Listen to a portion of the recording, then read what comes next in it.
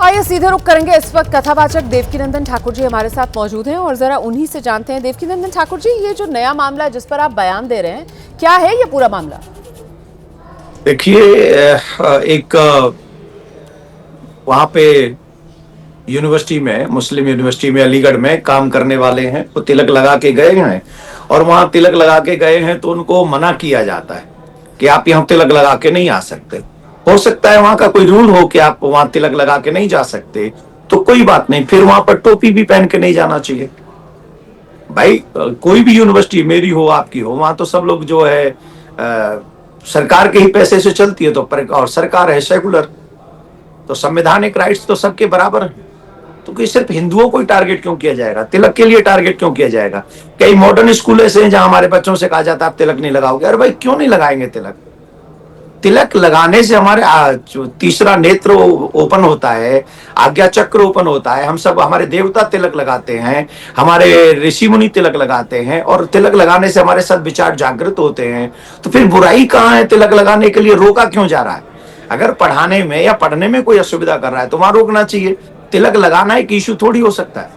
आप बिल्कुल सही कह रहे हैं, ये कोई इशू नहीं हो सकता है। अब मेरा सवाल ये कि इसको इशू क्यों बनाया जा रहा है? मतलब ये मामला 4 महीने पुराना है, अगर मैं गलत नहीं हूं तो 4 महीने पुराना ये मामला है। इसमें पुलिस से भी शिकायत की गई थी, तो ये पुलिस का निकम्मापन है, यूपी पुलिस का निकम्मापन आप इसको मानते हैं? मैं तो ये कह रहा हूं जिसका भी निकम्मापन है उसको अपना काम ईमानदारी से करना चाहिए। मेरा भी निकम्मापन हो तो मुझे भी काम ईमानदारी से करना चाहिए। आपका निकम्मापन हो तो आपको, पुलिस का हो तो पुलिस को। यहाँ इस देश को संविधान से अगर मेरी बात सुनिए ना, 4 महीने पुराना ये मामला है। इस मामले में यूपी पुलिस की तरफ से कहा गया कि ठीक है जांच कर लेंगे। कई बार क्या होता है सर कि जब हम साथ में काम कर रहे होते हैं तो किस तरीके से आपसी रंजिशें जो हैं वो कहीं ना कहीं, माहौल ऐसा चल रहा है आजकल की धार्मिक रंग देना उनको बहुत आसान हो जाता है। अगर मामले में इतना दम होता तो पुलिस जो है वो सही तरीके से इसका निपटारा करती। कि आपको ऐसा नहीं लगता? आप क्या इस मामले में, वो कहते हैं ना आग में घी डालना, वो काम तो नहीं कर रहे हैं? सवाल है मेरा। आपको ऐसा अगर लगता है तो फिर आपको मुझे अपने चैनल पे बुलाना नहीं चाहिए था। आग में घी डालने का काम तो फिर आप कर रही हो, क्योंकि आपने मैंने तो एक प्रोग्राम में बोल दिया, और मैंने इसलिए बोल दिया क्योंकि मैं चाहता हूं कि कभी तिलक लगाने वाले व्यक्ति को कहीं भी नहीं रोकना चाहिए, ना आपके चैनल पे न यूनिवर्सिटी में।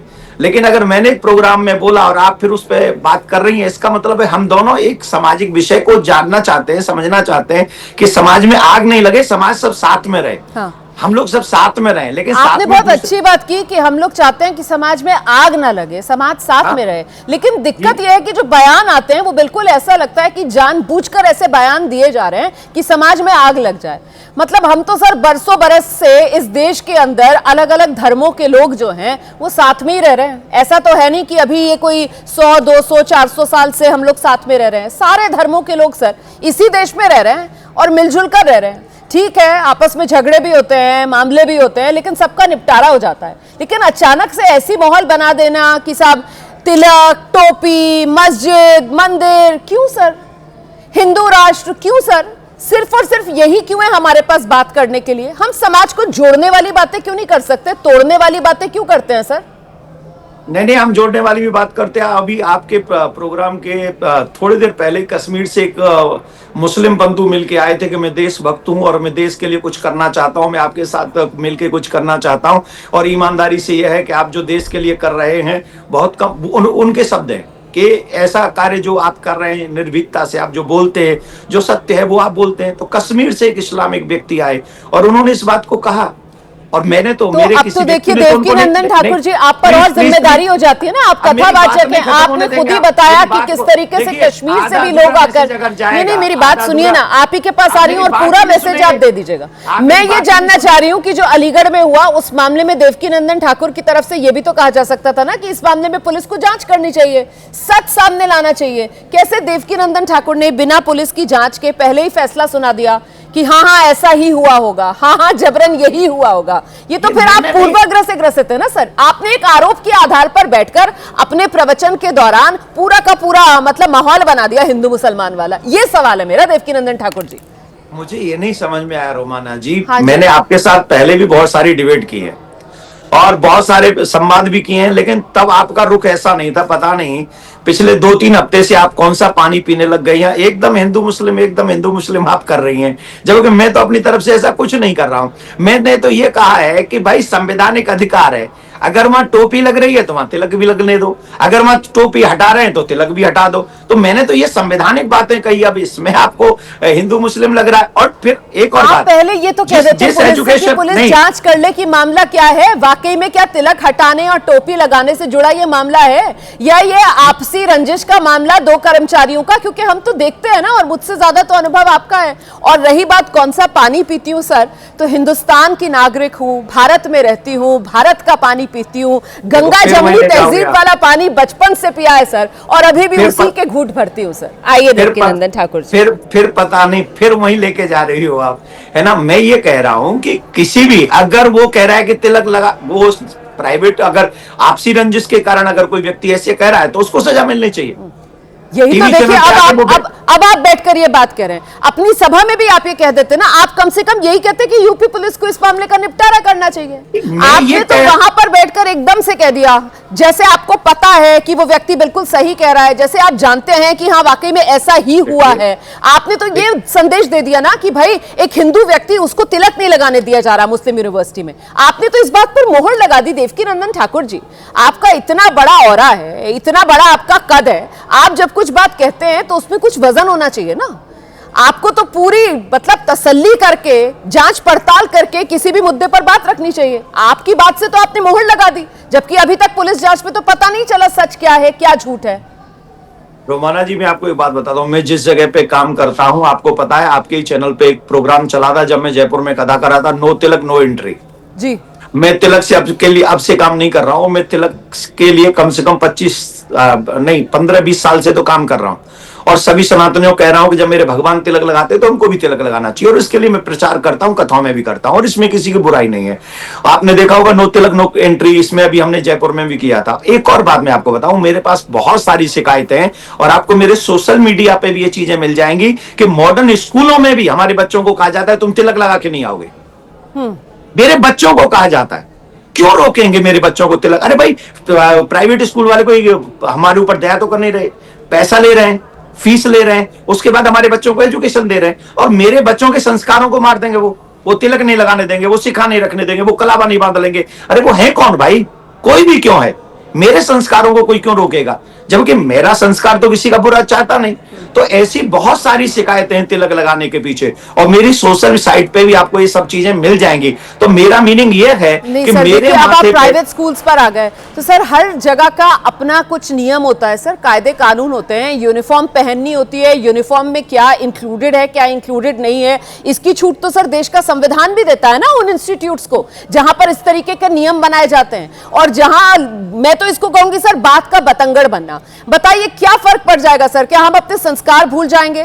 क्या हम अपने संस्कार भूल जाएंगे अगर हम तिलक बिना लगाए, या हम बिना हिजाब लगाए चले जाएंगे उस शैक्षणिक संस्थान में जहां पर उसका नियम है कि साहब आपको जो यूनिफॉर्म है बस उसी के तहत तैयार होकर स्कूल में आना है? इसमें क्या हो गया सर? हम क्यों बात का बतंगड़ बनाए? हमारी संस्कृति सर आज तक मतलब हजारों साल से आज तक बची हुई है सर, जस की तस बनी हुई है सर। हम पर कोई हमला नहीं कर सकता है, हमें कोई मिटा नहीं सकता है सर, लेकिन आजकल हम ऐसा माहौल बना रहे हैं जैसे हम ही खतरे में आ गए हैं सर। हम खतरे में नहीं है सर, देश में हिंदू खतरे में नहीं है। ये भ्रम क्यों फैलाया जा रहा है? यही तो मेरा सवाल है। हिंदू खतरे में, मैंने ये बात को नहीं कह रहा हूं, हिंदू संस्कृति को आप कह रहे हैं खतरे में, यही तो कहा आपने नाक ऐसे नहीं ऐसे पकड़ी। अच्छा, मैं वैसे ही पकड़ूंगा। एक बार और सुनो, बताइए। आज मेरे बच्चों को तिलक लगाने के लिए मना किया जाता है, ठीक है, इट्स ओके भाई, आपकी शिक्षा है, आप ऐसा कहेंगे कि ये मेरे नियम है, और उन्हीं बच्चों को, छोटे छोटे बच्चों को आप बॉलीवुड के सॉन्ग पे नचाओगे? ये शिक्षण संस्थाओं का काम है बच्चों को बॉलीवुड के सॉन्गों पे नचाना। अब ये आप काम करेंगे? आप हमारे बच्चों को नचाने का काम करेंगे? नहीं सर, आप हमारे बॉलीवुड के सॉन्ग पर नचाने में दिक्कत क्या है? एक सेकंड, अब आप देखिए आप किस तरीके से चीजों को घुमा रहे हैं। मिलते हैं वहां पर जब ड्रग्स करते हैं, वहां पर जब ड्रग्स ले लेते हैं, तब उन बच्चों को कोई नहीं रोकता है। नहीं सर, ड्रग्स अगर लेना है तो वो गैर कानूनी हो गया। ड्रग्स की कोई यहां पर पैरवी नहीं कर सकता है तो गैर कानूनी काम हो गया। लेकिन मैंने फिर जो बात पहले कही है कि जो एक संस्था को इजाजत संविधान देता है, आप जिस हद तक अपने नियम बना सकते हैं तो वो बनाएंगे सर। अगर उनकी स्कूल यूनिफॉर्म में ये अलाउड नहीं है कि नहीं आपको तिलक लगाकर नहीं आना, तो आप नहीं जाएंगे सर। अगर उनकी सर ये तो पहले से ही वेल रिटन रूल्स होते हैं सर, ऐसा थोड़ी है। और सर हम सब इसी हिंदुस्तान में रह रहे हैं सर, हम भी यहाँ यहीं के स्कूलों में पढ़े हैं। आपको पता है सर, आके उसका इस्तेमाल करते हैं। एक सेकंड, आपको पता है जब बच्चे एडमिशन ले लेते हैं बोलते हैं स्कूल्स के अंदर, सर मुझे नहीं पता आपको ये जानकारी है या नहीं, आपको पता है कितने स्कूल्स ऐसे हैं जहां हाथ में मेहंदी लगाकर जाने पर भी बैन है।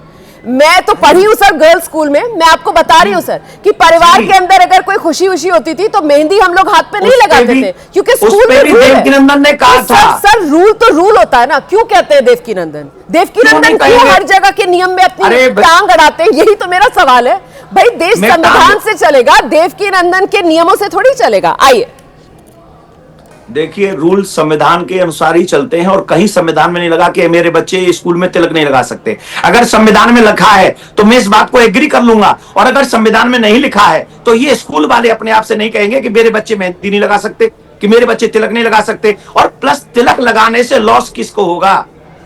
अगर बच्चे तिलक लगा के जाएंगे तो क्या वो अपनी किताब नहीं पढ़ेंगे?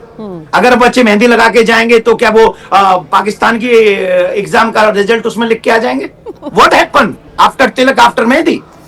यही है सर कि मामले को तिलक और मेहंदी तक नहीं लाना चाहिए, मामले को नियम और अनुशासन के नजरिए से देखना चाहिए, क्योंकि नियम और अनुशासन ही किसी संस्थान को बनाते हैं। और ये जो अनुशासन वाली आदत है ये बच्चों को बचपन से डलनी चाहिए सर। इस वजह से इस तरीके की पैरवी करके कि क्यों नहीं लगाने दे रहे तिलक, क्यों नहीं लगाने दे रहे मेहंदी, ये तो सर हम अपने ही आने वाली जो पीढ़ी है उसको अनुशासन से दूर कर रहे हैं। इसकी पैरवी नहीं करनी चाहिए। और जो इंस्टीट्यूट्स हैं उनको संविधान ये अधिकार देता है कि वो अपने हिसाब से अपने नियम बनाए। अब आपसे बात करके मुझे ऐसा लग रहा है क्योंकि आप वो तिलक वाला अभियान चलाते हैं, इसी वजह से आपको कहीं से जानकारी अलीगढ़ मुस्लिम यूनिवर्सिटी के वाकये की मिल गई और आपने बिना चल रहा है।